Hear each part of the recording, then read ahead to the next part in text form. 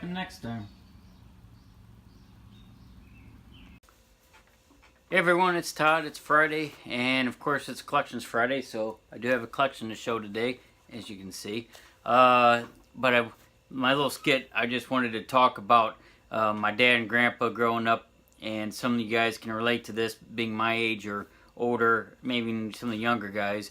But back in the day, the farmers and guys that had little shops, the tools were a big cost item, and they respected the tools.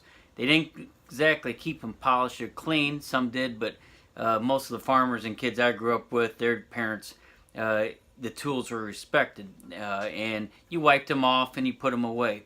And as you saw in my skit, my little rules on the board, that kind of goes back to my dad and grandpa. I mean, their big stickler was, if you got the tool out, you put it back where you found it.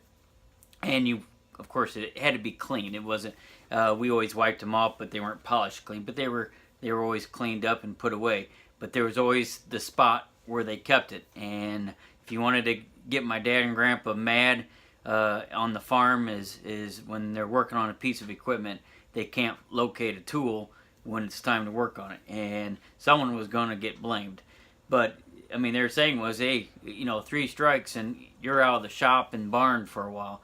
And they were adamant about it. So that's kind of my rules with my kids too, and it's kind of a joke, but the big thing is, hey, you know what? Tools, you put them back where you found them, and there's a place for them. And I just thought I'd make a little skit about that because it was such a big deal. But then again, the tools were expensive items back then, and they were respected. So, needless to say, that was my little skit for the day, and a little memory from back in the day. Today's collections are flashlights. They gotta be aluminum ones. I like the older style aluminum ones.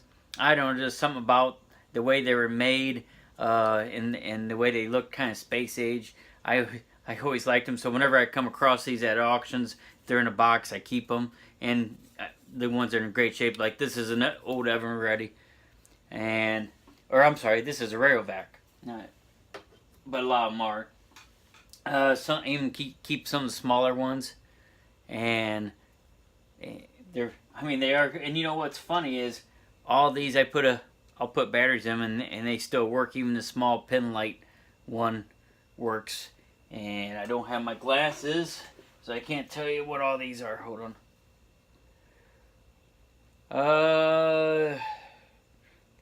Patent pending, and it's made in USA, but I don't see a maker on this one. This one I like. It's actually a tool with a screwdriver, and there's different heads you can switch in and out. But this one's a Phillips, and the light comes on so you can see your tool working. Of course, we laugh at that now. But this is a Pilot, and this is actually made in England. This is a British one, and I thought that was neat. I wonder if Vet brought that back from the States. I'm sure I got it at a farm. And like I say, I just